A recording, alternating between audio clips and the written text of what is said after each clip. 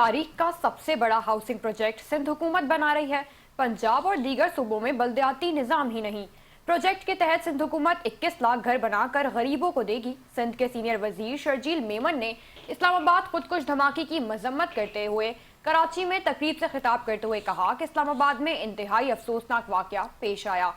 भारत की खुफिया एजेंसी ने अफगान सरजमीन का इस्तेमाल करके पाकिस्तान में दहशतगर्दी की वो दुश्मन मुमालिक जो सामने अगर नहीं लड़ सकते वो बुज़दिलाना कार्रवाइयाँ कर रहे हैं।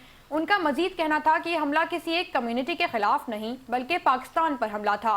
भारत हमसे खुले मैदान में लड़ने की सिफ़त नहीं रखता।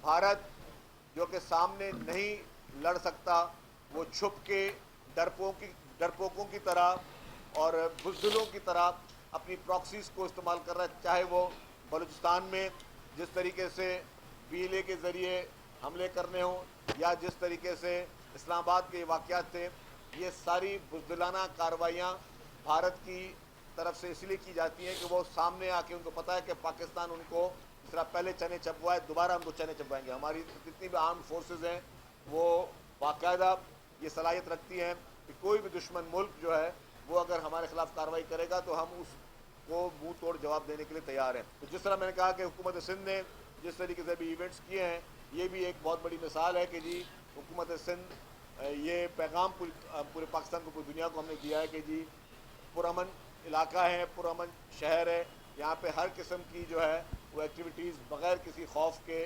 जारी हैं और इंशाअल्लाह ताला और भी इस तरीके से इंटरनेशनल इवेंट्स जो है वो हुकूमत सिंध इसको मुनक्कद करेगी।